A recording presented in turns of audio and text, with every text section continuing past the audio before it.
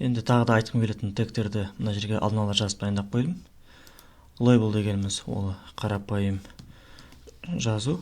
Осының ішіне мысалға email деп жазып, сосын қасына әдетте бұны комбинация немен бірге қолданады, инпуттармен бірге қолданады. Қасында label жүрсе, мына for деп, forдың ішіне қай инпуттың қасында серік болып жүр, соның ID-ін беріп қояды.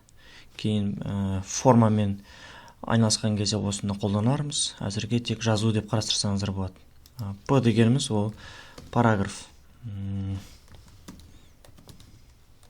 Параграф деген қарапайым мәтін, ол тек қана айырмашылығы басында және соңында келесі қатарға түсетін абзац бар. Strong дегеніміз ол B сияқты тура сырт көзге. Бұны жирный текст деп айтсақ болады, жирный текст деп. Бірақ B деген тектен айырмашылығы бар. Оның нақты айырмашылығы SEO деген тақырыпта айтып өтермін. Small деген ол керісінше атайып тұрғандай кішкентай текст. Кішкентай текст. Так, нәтижесін біраздан кейін көрсетермін. Ал ул мен ол деген ол тізімдер, списктер. Ул дегеніміз маркерленген списк, ол дегеніміз санмен нөмірленген списк. Так, жақсы. И десек, сосын бүйтіп көбейту 3 десек. Жазалмай қалдым ғой. Көбейту 3 десем, сосын тапты басқасам, олдың ішіне 3 лист итем тық берді. Жақсы, мына жерге итем 1 деп қойын. Мына жерге 2 и мына жерге 3 деп қойын. Only болса, бұл да сондай. Итем 1. Так. Итем 2. Итем 3 деп қойын. Жақсы. Енді айтылмаған 4-ақ нәрсе қапты. Link, script, no script table. Жақсы. Осы жерге дейін жасалған нәрсенің нәтижесін көріп жіберейік браузерде.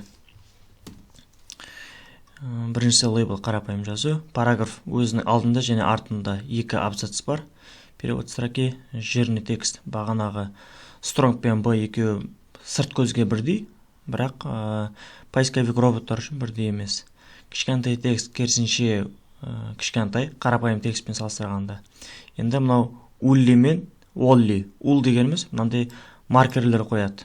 Әрбір лист итемнің қасына маркер қояды, ал ол болса, ол сан қояды, 1, 2, 3 деп. Енді бір-бірінің ішінен де қолдана берсе болады. Мысалға, оллиді алып, итем 2-нің ішіне тық қойсақ та болады. Енді қараймыз, міне, өзі кішкене оңға жылжып тұр. Ол браузердің өзі сеп тұрғаны, HTML-дің қарапайым HTML-дің мүмкіндігі. Жақсы. Енді келесі link script. Link script дегеніміз ол хитті біз link деп сырттан бір файлды қоссақ болады осылай. Link деп және script десек те болады. Script деп те сырттан бір index.js деген сияқты. Сырттан бір файлды қосу түрлері. Link дегеніміз CSS файлды қосады, ал script дегеніміз JavaScript файлды қосады. Жақсы. Енді NoScript деген бар. NoScript деген ол егерде біздің браузерде JavaScript қосылмаған болса ғана көзге көрінетін жазу. NoScript. NoScript сіздің браузеріңізде JavaScript қосылмаған деп жазып қойсақ болады. Кез келген сайтқа осылай қойсаңыз болады, бас жағына қажет деп санасаңыз. Сіздің клиенттеріңіз егер сайтыңызға кіріп отқан кезде браузерінде JavaScript өшіп тұрған болса, осы NoScript'тің ішіндегі ескерту олардың көзіне көрінетін болады. Ең соңғысы table дегеніміз кесте. Кесте, оның ішінде tBody болады. Оның ішінде tr болады. Tr дегеніміз қатар. Мысалға, екі қатар болсын. Олардың әрқайсының ішінде ячейка болсын. Ячейка 3 ячейкадан болсын.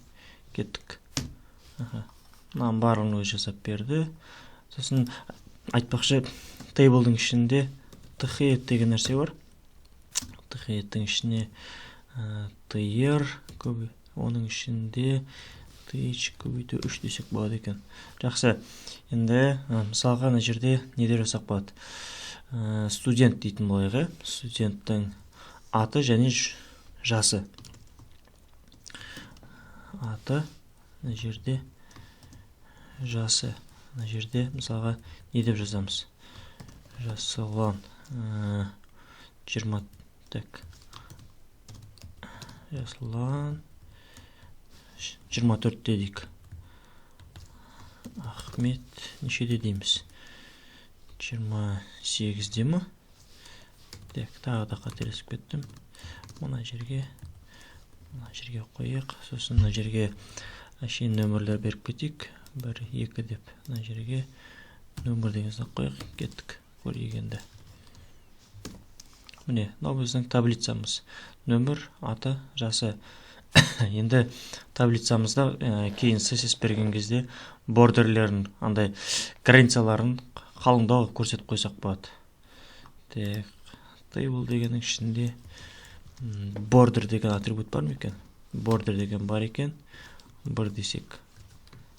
Міне, таблицамыз көрініп тұр. Border таблицаның сыртында және әрбір ячейка бордерге ие болды. Бордер дегеніміз ең шеткі шекара сызығы деген сөз ғой. Кішігірім таблицамыз осы жерден тағы бір тоқтайын.